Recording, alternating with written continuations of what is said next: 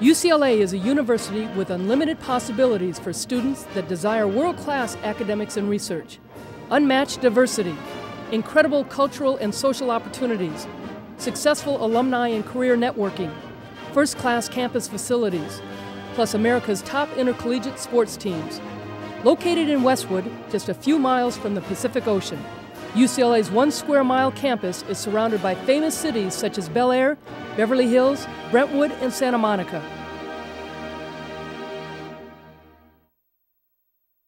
Welcome to UCLA Bruin Talk. I'm Ralph Urban along with Javrina Seferai. Coming up on today's show, we're going to talk track and field and then look ahead at the women's basketball season. UCLA has a lot of exciting events. Let's take a look.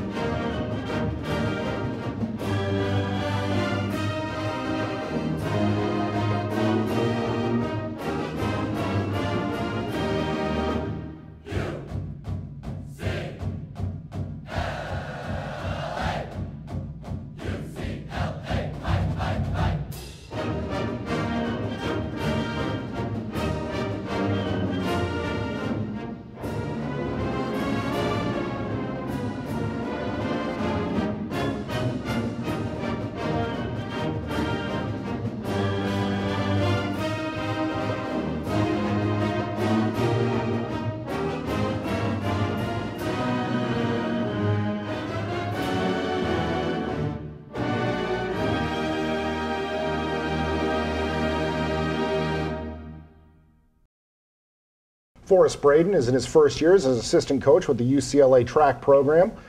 Previously, he was a volunteer assistant at Gonzaga, and before that, he was a 3-time All-American running for current UCLA head coach Mike Maynard while at Boise State. Johnny Gray is also in his first year in Westwood. 4-time Olympian, he was a member of the 1984, 88, 92, and 96 Olympic teams and still holds the American record in the indoor and outdoor 800 meters. And before coming to UCLA, he head coached at Harvard-Westlake High School. Forrest, Johnny, thanks for joining us. Thanks for having us. First of all, how's it feel being here in Westwood? Getting started at UCLA? It feels great. I mean, this is like a dream come true. As an athlete, I've always wanted to be a Bruin, but we couldn't come to terms, so I ended up elsewhere. But, you know, faith has a way of working its way out. I'm here now, and I'm a Bruin, and I'm looking forward to the future. Yeah, I mean, UCLA is the premier athletic institution in the country. I feel blessed to be a part of it. We're going to do some great things. You both are working with the cross-country team, and season's already underway. So far, what are your thoughts? Good. I mean, it's always going to be, you know, taking steps to get to where we need to go, but we're definitely taking those steps. We've had 3 meets. The men, you know, won a meet down in Arizona, beat Arizona and Arizona State. So it's definitely going in the right direction. We expect big things, not only this season, but in the future.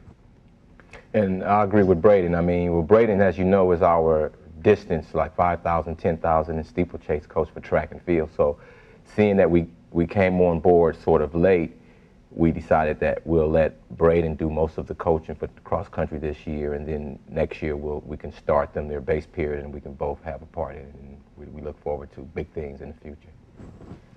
Coach Braden, how do you manage to keep this success as the season continues? You know, it's stages of training. You know, we have a strength stage, strength period where we're doing a lot of longer reps, a lot of you know, mile repeats, longer runs, keep the mileage high, and then kind of slowly taper into it, start getting the legs moving a little bit, get some more speed work in, really, you know, get that confidence up, and come Pac-10s, come regionals, come nationals, be ready to roll. Now, you both come in first year with a new first-year head coach of the track program and Mike Maynard, but there are also plenty of people within men's and women's track that have been here forever. How helpful is it to have someone that's got experience coaching here at UCLA to kind of walk you through some of the processes? Well, it's very helpful. I mean, as you said, I come from Harvard-Westlake. We didn't have this type of team back in Harvard-Westlake. So it's more involved with coaching here at UCLA than coaching in my past. but it's something that it's a task that I can take on. I look forward to taking on. Yeah, I mean, Coach Kern's been here 26 years, and Coach Bolden's been here 25 years. So it's, I mean, that experience right there helps all of us out. They know the system, they know the people, they know what's going on, and then you've got 4 new coaches, a lot of experience with Coach Maynard and Coach Vaughn, the new sprints coach, and then, you know, rookie collegiate coaches, me and Coach Gray. So there's a nice mix, and everyone's communicating well and working together really well. They're very helpful, very helpful. Coach Braden, you actually ran for Coach Maynard at Boise State. What is it like being his colleague now? You know, it's a little different. The athlete-coach relationship's definitely a different one than the coach-coach. He's still, you know, he's still my boss. So that hasn't changed, but it's been great. He's a great communicator. He really gets everyone on board, lets us know what he wants and what he expects, and we let him know what we expect, and it's a great relationship. And Coach Gray, I'd imagine that for you transitioning into college coaching, it kind of takes a step away from what you had been, which I'd imagine coaching in high school is about just keeping the athletes fit and getting them ready to compete, whereas now it's a lot more intense than just getting ready for competition. Well, actually, my first stage was a higher stage. The athletes here are looking to go to the next stage, which is the world-class stage, and that's where I started. Okay. Coach American 800-meter runner Caldwell Robinson to 4 U.S. national titles, and then I went from that stage down to high school. Okay. And that was different because in high school, all you have to do with high schoolers is basically just give them the confidence that they can do it, and they can do amazing things. But here on this level, this is the level I feel I belong on, because this is the next stage that this group of kids are looking for, is the world-class stage, and I know that stage very well. And I would imagine that for the normal person who maybe follows track very lightly, kind of understands running sports, they don't realize that there is strategy that you still have to impart, no matter whether it's an 800-meter race, a cross-country race, 5,000 meters, anything. Exactly. I mean, you train like you compete. So, I mean, like I tell the kids now, no pain, no gain. They have to know the difference between an injury and just soreness from getting better. And they're starting to learn that and decipher the difference, and they're feeling good about the workouts, they're feeling good about the future, and that's the first part. We've conquered that first part, so I feel that they're confident, so that alone will help them in their competition. I mean, I agree. It's yeah, I agree. Well, let's say, I mean, obviously coming from an 800 background versus a longer distance, I mean, there really is there's two different strategies. I mean, 800, he's gonna teach him, you know, different things, how to run the corners, the first lap, you know, you got to get out. I mean, Coach Gray is notorious for taking the lead, taking that pace and just running with it, leading everything, wearing the guys out, making sure they don't have a kick, because, you know, when you're at the world-class stage like Coach Gray's running at, you can't leave anything in the Kenyans Right. and the Brazilians, like you said, their legs, because they can kick. Everyone can kick. Coach Gray takes it out of them. That's just one strategy, you know. Right. Distance-wise, cross-country race, you want to, you know, I always tell the kids, get out, get in position, take charge early, and then settle into it. And depending on what kind of shape they're in, what kind of course, the strategy is going to be a little different. You both have had very successful careers that are both competitive and successful. When did you guys decide to become coaches? Let's start with you, Coach Gray. Well, Caldwell Robinson kind of had a falling out with his coach, and he asked me to kind of help him for that week, and that week turned into 2 weeks, to 1 month, to 2 months. Before you know it, I was his coach throughout that whole year, and he did well. In fact, he improved tremendously, and then that's when I realized I had a talent not only in running but also coaching, and he got me started. And then I always used to help my kids as they were coming up. They played sports. I would always volunteer my time in helping them, and I kind of found a niche in just helping condition, because conditioning in all sports is the most important thing. Right. And our sport is every other sport's punishment, and the reason why is because it consists of conditioning. And so I just kind of put the running with the basketball and the football, and it works, and I enjoy coaching, so I'm just kind of giving back everything that I've learned from my competition years. Yeah, I mean, I love the sport. It's a great sport. Just from my freshman year in college, probably, you know, I've tried to absorb everything and tried to really learn and not just get out there and run. I've tried to really understand the different phases, the little things that make the difference in running. So I've been a student of the sport for a long time, and I've always just, I mean, it's something rewarding, helping young athletes out, whether it's, you know, junior high, high school, collegiate, professional, and seeing that success is very rewarding. So it's, I mean, it's a great sport. I love being a part of it. I've loved being a part of it as an athlete, and I love being a part of it as a coach. Now, Forrest, when you were at Gonzaga, you were working under Pat Tyson, who's considered a legend in terms of distance running. What did you learn under his tutelage? You know, Coach Tyson's been an inspiration to me for a long time. I've known him for 13 or 14 years, and he really was one of the very instrumental in getting me running in the first place and getting me to the level where I was at. I've been in close contact with him for that 14, 13 years. And so when he got the job at Gonzaga, you know, I gave him a call, and just have been very fortunate to have been able to work under him, spent a lot of time with him. He's just an inspirational person. He gets the most out of the athletes. The kids love running for him. He's, you know, not only X's and O's, but it's about more than that. It's about relating to your athletes. It's about connecting with them and really just finding what they have to give and getting the most out of it. So I mean, working under him was fantastic, and he's one of my biggest mentors in coaching and in running. One thing that does separate cross country from track is the fact that you're on a totally foreign surface. I mean, it changes constantly, whether it's elevation, or incline, decline, and of course what you're actually running on. How do you prepare the team to deal with those circumstances? Practice. You know, you practice like you race. So you get ready for it in practice. You know, being in Southern California, you know, we go to meets in Indiana, and in Indiana, Terre Haute in November is not always pleasant. No. You know, or warm. No. So, you know, we have to be ready for that. And, you know, a lot of it's callousing your body to feel like you're going to feel in the race and getting ready for that pain. You know, no pain, no gain. You got to get ready for that. You're going to hurt in a race. You know you're going to hurt.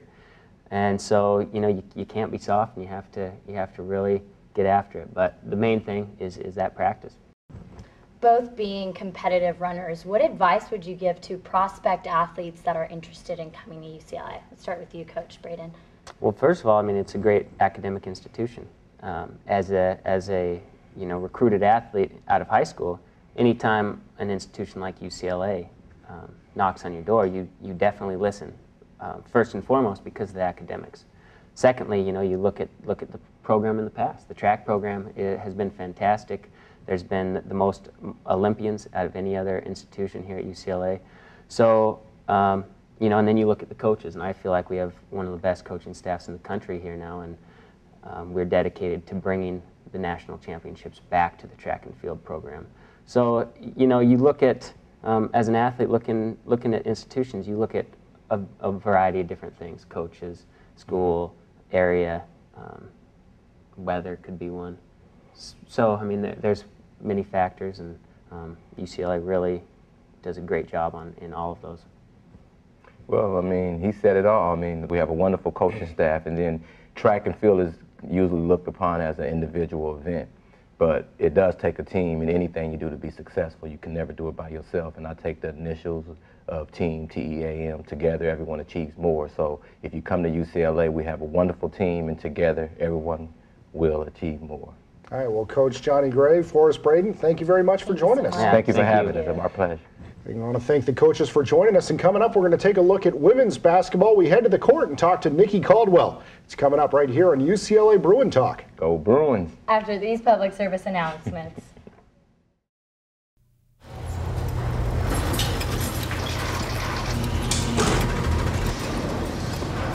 A trophy can be made just about anywhere.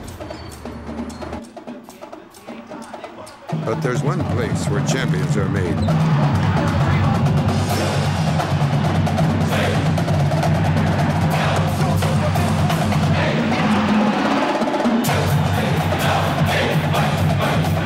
UCLA. Champions meet here. Welcome back to UCLA Bruin Talk. Coming up, we're going to talk women's basketball with UCLA head coach Nikki Caldwell. But first, Javrina has our Athlete of the Week. This week, we honor Kyle Nakazawa of men's soccer as our Athlete of the Week. A senior midfielder of Palos Verdes, Kyle produced 3 of UCLA's 4 goals in respective win and tie matches against Oregon State and Washington. In the battle against Washington, Kyle kicked the first goal of the game in the 8th minute on a 25-yard free kick. For the past 6 games, he has scored or assisted in a goal with a total of 7. Kyle has also been named the Muscle Milk Athlete of the Week twice consecutively, and we are excited to see more of his excellent drive and performance throughout the season. Congratulations, Kyle, and good luck to the rest of the team. If you would like additional information about UCLA athletics, you can call our fan phone line at 310-825-8575, or you can visit us on our website at www.uclabruins.com. Nikki Caldwell is starting her 2nd season as the head coach of the UCLA women's basketball team. Prior to coming to Westwood, she was an assistant at her alma mater of Tennessee, where she coached alongside the legendary Pat Summitt. Last year, the Bruins were 19-12 and finished 4th in the Pac-10. Coach, welcome to Bruin Talk. Thank you for having me. 2nd season, getting ready to get started. What are your memories of season number 1? Well, you know what? The memories of season 1 was one of learning. I think we had to learn each other. My team had to learn our coaching style, our philosophy. They had to learn how we're going to play this game. And I think it's something that we have built on throughout the summertime. And I just expect great things from them this 2nd season go around, because they're more familiar with our game plan and the things that we want to do on the basketball court as well as off the court. Coach, you guys won 19 games, the most since 2006. What attributes to this success? Well, it began, I think, with them believing in each other. I think it starts there. I think it also starts with senior leadership and underclassmen taking on that role of, I'm going to be a great follower. Our tribute to our success, because we became a hard-nosed, man-to-man team that got after you defensively 94 feet. We took rebounding the basketball seriously, and we shared the basketball. So we hope to take those intangibles of the game and continue to build on them with the incoming class that we have this season. Well, when you talk about this upcoming season, I know you have goals, and they probably aren't anywhere near circled around wins. It's about something a lot bigger, isn't it? It is. For us, it's about daily progress. We want to be better than we were last week, and we want to be better than we were last month. So just daily improvement has been our focus. We want to enjoy the journey. That's really what it's about. The championships, that's the end destination. The Final Fours, that's where we want to be in March Madness. But right now, it's about us taking it one practice at a time, one workout at a time, and one possession at a time. Well, the other thing that you can definitely point to is, if you look at last season, is there were games that you came out and were just explosive and there was effort, and then there was others where they came out maybe a little bit flat. Yeah, we were on both sides of the spectrum, but again, that becomes something that we have to work on consistently. And I think with their off-season workouts, that has given them that confidence that they need to come into this season and play the schedule that we play. I mean, we've packed on some tough competition. We've got 3 non-conference games where we're playing people who were in postseason play, and that's just to prepare us. But I hope this year we're going to be more consistent, and we'll have a lot more consistent play out of our student athletes. Coach, what is the team doing to prepare right now? Well, right now we're able to work out 2 hours a week. We're in our 8-hour rule, and they get 6 hours, which will be conditioning, weight training, and things like that. We go today. Here in about 45 minutes, we're going to hit the court. But I can't wait till October 16th when we're able to really get in there and spend some quality time on the court. But I will give a huge, huge compliment to them for being in summer school and really working hard on becoming a better ball team. What did you learn in your first season, not at UCLA, but your first season as a head coach, that maybe you hadn't expected going in? I've learned that you are probably coached last because there's so many other responsibilities that you have for the program. I also learned that you do have a lot more responsibilities. I have a phenomenal staff, Tony Perotti, Stacey Terry, Tasha Butts, Pam Walker. They really did a great job of taking some things off my plate for me, and we worked cohesively with one another. I also learned that, you know, as a former player, it's not about you, and you have to relinquish that control, even though you're in a controlling seat, so to speak, as the head coach. So just giving the program, giving how we do things back to them, because ultimately I want them to take full ownership of how they're going to play and what their college career is going to look like. You only have 2 freshmen this year on the roster, so you have a really experienced team. How is this an advantage for you? Well, they'll know, again, with the nucleus returning, they're going to know how practices are supposed to be ran. They're going to know how we're going to play and the tempo that we want to be at. They've established themselves in the off season with the first years because they also were here. So it gave them, our first years, an opportunity to see how we work and how we operate. So it's going to become, or it has become, a smooth transition for us right now. But I'm very excited about Markel and Mariah adding to the roster. I'm expecting great things from our upperclassmen. We've got our 3 leading scorers back with Erica and Darina and Direxia. So we're expecting them to really step up and finish what they started. And I would imagine that having those players come back that have seen the highs and the lows, they're the ones that you're really going to count on for the consistency. Well, they are, and I think they're playing at a level of urgency. You know, Erica's a senior, Monique Alexander's a senior. This is their last go-around. Right. And our junior class now, they're realizing how fast this has gone for them, and they're in the year 3. So that sense of urgency will hopefully give us that focus that we need so we're not having those up and down games. Now, you came to UCLA from Tennessee. It's been about 18 months now.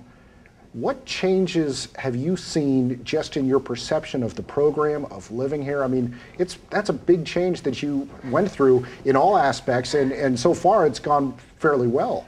Well, it's gone great. I mean, everybody here at UCLA has welcomed myself and my staff with open arms, and it's become a very family atmosphere for us. Getting to know other coaches, spending time with some of the greats in their respective sports has been a phenomenal experience for me already. You know, I've also learned back roads other than the 405, which has been great, but the weather has been phenomenal, and that's a huge, huge difference. I've been on the road recruiting, been up north, been over on the East Coast, and I couldn't wait to get back here. Well, I'd imagine that you couldn't wait to sell that weather aspect too. I mean, that's something that you can't really sell anyplace else in the world. Well, there's so many positives about UCLA. With the academic reputation, obviously the 104 national championships, you can't argue that, just go over to the Hall of Fame. But the weather, there's just a lot of things for a young student athlete to be able to do outside of living here in Westwood. And so we talk about Santa Monica and the Pier and 3rd Street Promenade. We talk about all the culture and other things that you can dabble into, all the professional teams that are here. Now, I would imagine you mentioned being able to get information and learn from some of the great coaches here. When you combine that with obviously your experience at Tennessee with Coach Summit, there's a lot of information that you've had access to, isn't there? It is, and it's really summed up with Coach Wooden's pyramid of success. You know, Coach Summit coming through, when I played, we had the definite dozen. And it's very similar to what Coach Wooden talks about with his cornerstones, being enthusiasm and industriousness, and just having that love and that passion for your sport, for basketball, and then going out and just every time you step across the court, making sure that you know, I'm getting ready to give it everything I have, whether it's practice, whether you're working on your individual skills, in particular in ball games. So just taking, you know, what Valerie has done with gymnastics and watching, they strive for perfection in everything that they do. Right. And we do that as well in possession. So just seeing the execution done by other sports has just been a huge benefit for me and my team and my staff. You're the co-founder of Champions with a Cause. What is this organization about? Well, our organization, Champions for a Cause, Holly Warlick, who's the associate head coach at Tennessee, she and I co-founded this foundation about 5 years. And we both are advocate motorcycle riders. We both have Harleys. So we came up with this idea that we wanted to see the country, but let's do something while we're doing it. And we obviously took on the crusade of finding a cure for breast cancer. And so we ride in different parts of the country. We go on our motorcycles in the summertime for about a week. There's about 10 bikes and an RV that go with us. And we're just going around to different communities, just spreading the word, trying to get as many donations as we can. We have fundraisers. because it's something that has affected myself, her personally, and so many other people. So we just feel like if we can do anything, let's just do our part in this, in our fight against breast cancer. Now, you also have told your team about the correlation between academics and playing basketball, and you have some certain beliefs in that regard, don't you? Well, I do. I think they need to understand, you know, when you're called a student athlete, it's student first, then athlete second. And so UCLA provides so many resources for the student athlete and for students. And I just wanted to make sure that they take advantage of every opportunity that presents itself, whether it's on the court, on the field, but especially in the classroom. And they are to treat the classroom like it's practice or like it's a game. The professor, you are to sit in the first 3 rows of every class. You are to go to every class. If you miss a class, you miss the next game. So don't let coach find out. But no, but again, they've done a great job. I mean, I've got some great student athletes who have graduated on time. We've got 100% graduation rate, which we want to keep that tradition going. And it's very important to not only myself, but when you go into the homes and you're talking to the parents about UCLA, you obviously have to talk about the academic reputation, and we want to make sure we're holding them accountable for that. Well, and besides the academic side that is special about UCLA, there's also the other side of sending players out to see other sports. And that's a good thing, too, for just UCLA athletics together, because, you know, I've got 2 of my student athletes who are rooming with softball players. And so we're at the softball matches. We're all going as a team this Friday to volleyball. We go to football. And so we're trying to make sure that we support each other, because if you're not supporting each other, who else will? Right. So we want to make sure that we're doing our part in encompassing what it really means to be a UCLA student athlete here. That's awesome. Going back to Champions with a Cause, where could viewers get more information? We have a website, www.championsforacause.org.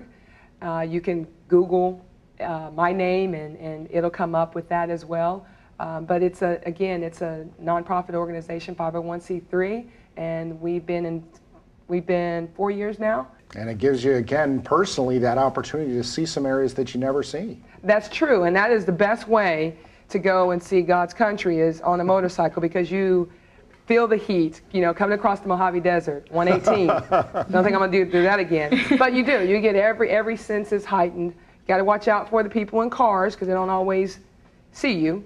But because we travel in a certain, you know, way, it gives us a lot of protection. But it is a great cause, and we're so proud of what we've been able to accomplish thus far, and we just want to keep it going. Well, Coach Caldwell, thanks for joining us, and good luck this upcoming season. Thank you. So much.